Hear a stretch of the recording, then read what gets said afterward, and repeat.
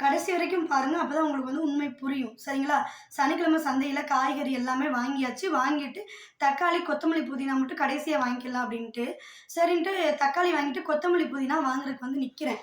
நிக்கும்போது அந்த தாத்தா ரொம்ப வயசான தாத்தா.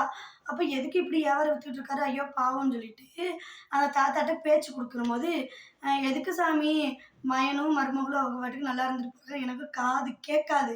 காது கேட்காது. நல்லா வந்து நடக்க முடியாது. அந்த இப்படி நசுக்கி நசுக்கி இப்படிதான் நடப்பேன் நானு. அப்படின்னு சொல்றாரு. ரொம்ப வயசான வயசு, அவ்வளோ பெரிய வயசு. கொத்தமல்லி புதினாவ தான் அவரும் காசு குடுத்து வாங்கிட்டு வந்து தான் விக்கிறாரு. ஒரு 5 10 கிடைச்சாலும் ஒரு ரூ. 10 டீ தண்ணி வாங்கி குடிச்சுக்கலாம். காப்பிலாம் ஒரு காப்பி ரூ. 15 விக்குது.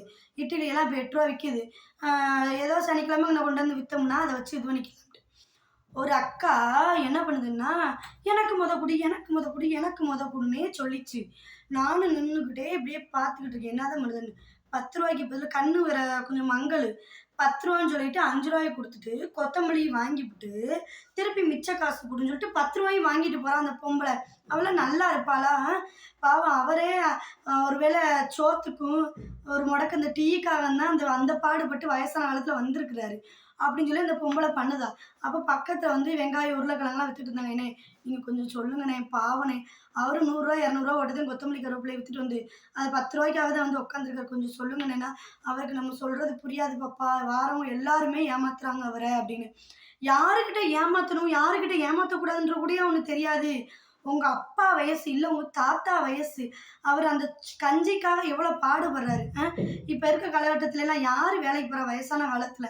அவரு உழைச்சு சாப்பிடணும் வைராக்கியத்தோட வந்தவர, இப்படி ஏமாத்தி இப்படிலாம் பண்றது நியாயமா? நீ அதுல ஒரு கருவேப்பில தாளிச்சாலும் அந்த ஞாபகம் வராதா? ஒரு பிரியாணி செஞ்சாலும் அந்த கொத்தமல்லி, புதினா போடுவ அந்த ஞாபகம் வராதா? ஒரு ரசம் வச்சாலும் கொத்தமல்லி போடுவ. ஐயோ! நம்ம ஏமாத்திட்டோமே அப்படின்ற ஞாபகமே வராதா? அதுக்குன்ட்டு நம்ம அவங்க ஒண்ணு குடுத்தாங்கன்னா, அதுக்கு நம்ம ஒண்ணு செஞ்சோம்னா, அதுக்கு பேரு ஏமாற்றம் கிடையாது.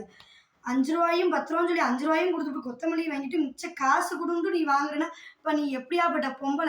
ச்சீ நாயே! பார்க்க தான் பளபள பாலிஷ் போல. உள்ளுக்குள்ள தான் அம்புட்டு இருக்கும். நாத்தம் புடிச்ச நாயே!